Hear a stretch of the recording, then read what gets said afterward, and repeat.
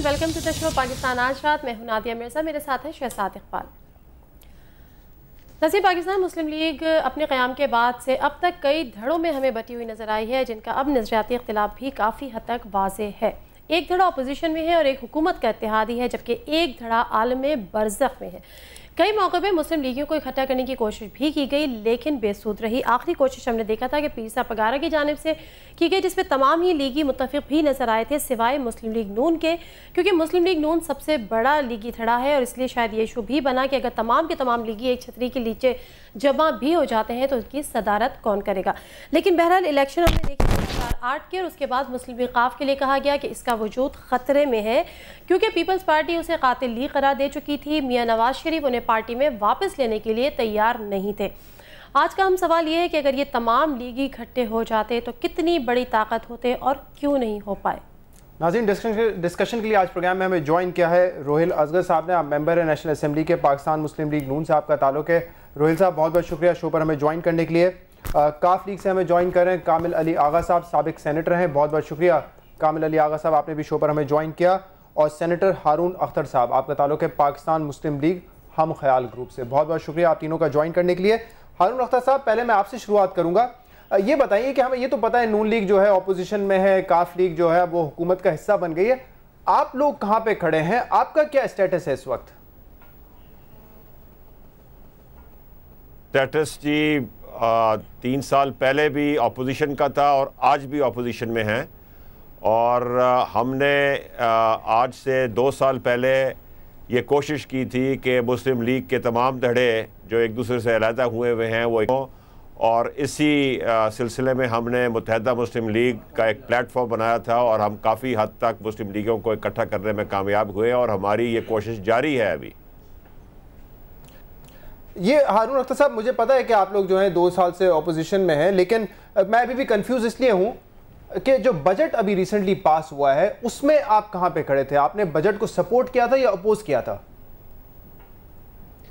हमने बजट को पुरजोर तरीके पे अपोज किया था और उसके अंदर जो एक लैक ऑफ विजन था उसको हम सामने लेके आए। हमने क्रिटिसाइज़ किया, आवाम को जो रिलीफ नहीं मिली उसके बारे में बात की, उसमें जो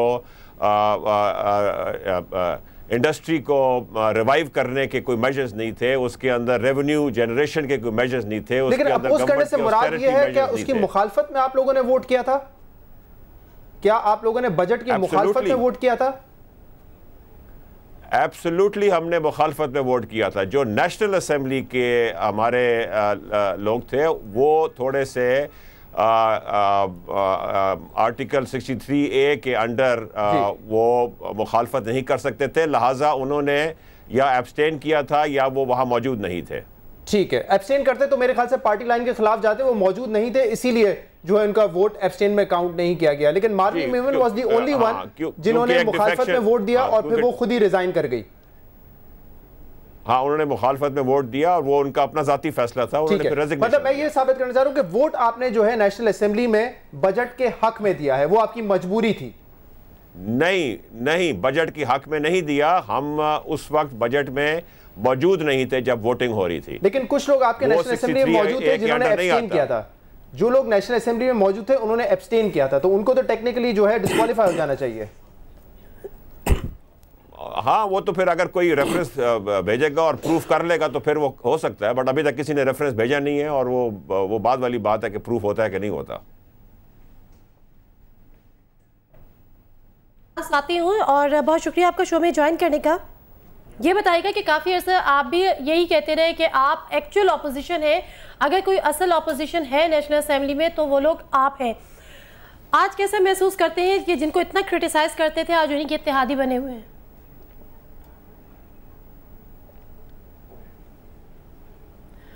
कामिल अली आगा साहब, आवाज़ आ रही है आपको? जी, आप मेरे से बात कर रहे हैं? जी, कामिल अली आगा साहब, आपसे ही जानना चाह रही हूँ, क्योंकि इससे पहले आप लोग ये स्टेटमेंट देते थे कि अगर कौमी असेंबली में कोई अपोजिशन है तो वो मुस्लिम लीग काफ की अपोजिशन है। आज कैसा महसूस करते हैं कि जिसको इंतहा से ज़्यादा क्रिटिसाइज करते थे आज उसी के इत्तेहादी बने हुए हैं? देखें, ये तो मैं समझता हूँ कि इस पर तो काफ़ी बहस हो चुकी है। ये ज़ाहिर है कि आज से अगर 3-4 माह पहले आप देखें تو پاکستان کے اندر جو پولیٹیکل سچویشن تھی وہ یہ تھی کہ بات ہو رہی تھی کہ یہ حکومت جو ہے اور یہ سسٹم ہے یہ ڈیریل ہو رہا ہے اور یہاں پر کوئی ٹیکنوکریٹ قسم کی حکومت آ رہی ہے یا اور جوڈیشل قسم کی بھی بات کر رہے تھے. اور یہ تو ہم نے جو محسوس کیا اس کے مطابق ہم نے فیصلہ کیا. ہماری پارٹی کا فیصلہ یہ تھا کہ حکومت میں شامل ہویا جائے اور سسٹم کو جو ہے وہ نقصان نہیں ہونا چاہیے, اس کا تسلسل قائم رہنا چاہیے اور اس حکومت کو اپنے 5 سال پورے کرنے چاہیے. تو ہم نے یہ فیصلہ کیا کہ ہم حکومت میں شامل ہو جائیں. پھر یہ پرسیپشن کیوں ابھرتا ہے کہ آپ لوگ بونس الہی کے کیس کی وجہ سے حکومت کے ہاتھوں بلیک میل ہوئے ہیں اور آج حکومت کا حصہ بنے ہوئے ہیں؟ دیکھیں مونس الہی کا کیس تو اب صفحہ ہستی پر موجود ہی نہیں ہے کیونکہ اس کے خلاف ایلیگیشن ہی کوئی نہیں ہے, کوئی ایلیگیشن ثابت نہیں ہوئی. ایویڈنس مکمل ہو چکی ہے, پہلے چلان مکمل ہو چکا تھا جب ہم نے شرکت کی تو اس وقت چلان جو ہے وہ عدالت کے روبرو تھا, حکومت کا کوئی اس کے اندر دخل نہیں تھا, حکومت اس میں کوئی مداخلت کر ہی نہیں سکتی تھی. اور اللہ پاک نے کی کرم نوازی سے اب یہ ثابت ہو گیا کہ اس کے خلاف ایلیگیشن بھی کوئی نہیں ہے. جو لیکن رہا تو ابھی بھی نہیں ہوئے نا, رہا تو ابھی بھی نہیں رہا ہونے کی الگ بات ہے, رہا ہونا یا نہ ہونا وہ الگ بات ہے. اب عدالت کے سپرد ہے نا کہ عدالت. اچھا کامل علی آغا صاحب یہ بتائے گا کہ ابھی جو کرنٹ پولیٹیکل سینیریو ہے اس میں آپ لوگوں کو اب زیادہ اہمیت دی جا رہی ہے اور ایک یہ بھی لوگ کہہ رہے ہیں کہ اب آپ لوگ اپنی مزید ڈیمانڈز حکومت کے سامنے رکھیں گے, خاص پر جب ایم کیو ایم اتحاد سے نکل چکی ہے. کوئی ارادہ ہے ایسا آپ کا؟ دیکھیں ہمارا وے آف پولیٹکس یہ کبھی نہیں رہا کہ ہم کسی کے ساتھ بلیک میلنگ کریں. ہمارے معاملات جو ہیں وہ عوام کے سامنے ہیں اور آپ نے دیکھ لیا کہ ابھی 2 ماہ گزر چکے ہیں. 2 ماہ کے اندر ہم نے اگر حکومت میں بیٹھ کے بات کی ہے تو وہ عوام کو ریلیف دینے کی بات کی ہے. ہم مختلف پیکیجز جو عوام کی سہولت کے لیے, مہنگائی کے خاتمے کے لیے ان کی تیاری میں ہیں اور ہم ہر وقت جو ہے اس کوشش میں ہے کہ عوام کو ڈیلیور کیا جائے. اگر ہم حکومت میں آئے ہیں تو ہماری حکومت میں شمولیت کا فائدہ عوام تک پہنچنا چاہیے. اچھا آن ریکارڈ آپ یہ بات کہہ رہے ہیں کہ آپ لوگ اپنی ڈیمانڈز میں کوئی اضافہ نہیں کریں گے آنے والے وقت میں؟ دیکھیں قطعی طور پہ ہمارا یہ ہمارا ارادہ ہی نہیں ہے اور نہ ہی ہم نے کبھی اس قسم کی پولیٹکس کی ہے. بلیک میلنگ کی پولیٹکس ہم نہیں کرتے اور سیاست میں ہم گند ڈالنے کی کبھی کوشش نہیں کرتے. آپ نے دیکھ لیا کہ جو رویے دوسروں کے ہیں وہ ہمارے نہیں ہیں.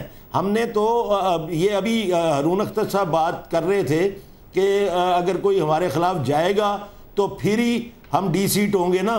تو ہم تو یہ کوشش کر رہے ہیں کہ جو لوگ وائلیٹ بھی کر رہے ہیں ان کو بھی کوشش کی جائے کہ وہ ود ان فولڈ آ جائیں. ابھی انہوں نے یہ بات کی کہ ہم نے مسلم لیگ کو اکٹھا کرنے کے لیے جو ہے ایک گروپ بنایا اور اپنی پارٹی کو توڑ دیا.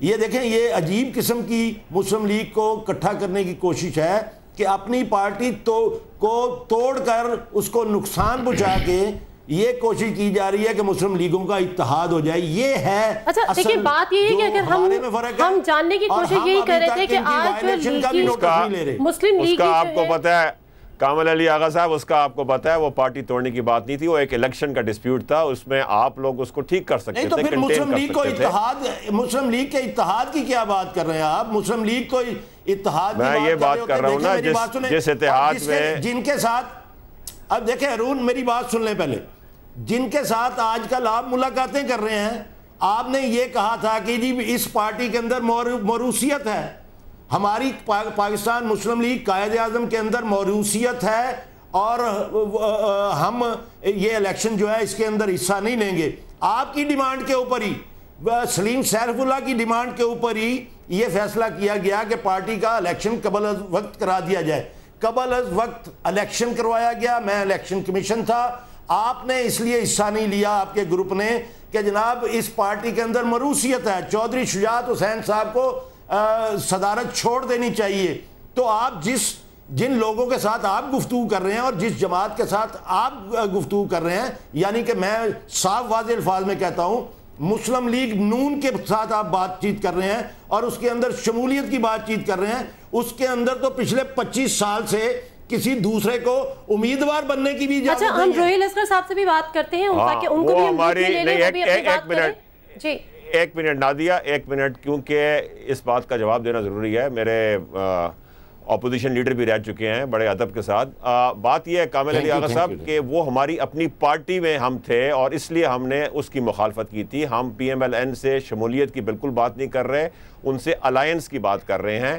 اور ہمیں بڑا افسوس ہے کہ ہماری پارٹی جو ہے وہ دو حصوں میں تقسیم ہوئی، اور ہم اس پلیٹ فارم کی بات کر رہے ہیں متحد ہونے کی جس پلیٹ فارم میں آپ لوگ بھی گئے تھے اور پیر پگاڑا صاحب سے ملاقات کی تھی، اور وہ بھی ایک اچھا موقع تھا. اگر ہم اس کو آگے بڑھاتے تو ہم قریب آ رہے تھے. جی ایگزیکٹلی. حالات تھوڑے بدلے ہیں جب سے آپ لوگ حکومت میں پہنچے ہیں. میں لے لوں تاکہ ان کو بھی شامل گفتگو کر لیں، ان کا اوپینین بھی ہمارے سامنے آ جائے. ٹھیک ہے کامل علی آغا صاحب، میں آتی ہوں آپ کی جانب. روہیل اسکر صاحب بھی ہمارے ساتھ ہیں. آپ نے ایک سلسلہ شروع کیا، ایک بحث شروع کیا ہے. روہیل اسکر صاحب کو بھی شامل گفتگو کر لیتے ہیں تو بہتر ہوتا ہے. وہ بہت دیر سے خاموش ہیں. ضرور کریں، لیکن اس کا جواب لے لیں. یہ بات قطعی طور پہ غلط ہے کہ مسلم لیگ فنکشنل کے سربراہ جناب پیر پگاڑا صاحب کو انہوں نے کہا تھا کہ آپ نون لیگ کو بھی شامل کریں. نون لیگ کو شامل کرنے کی بات چودھری شجاعت حسین صاحب نے کی تھی، اور یہ کہا تھا کہ اگر آپ مسلم لیگوں کو متحد کرنا چاہتے ہیں تو ہم حاضر ہیں، لیکن یہ اتحاد مکمل پھر ہوگا اگر آپ نون لیگ کو بھی دعوت دیں، وہ بھی شامل ہو. ٹھیک ہے روہیل اصغر صاحب کی کلیئرز کر رہا ہوں.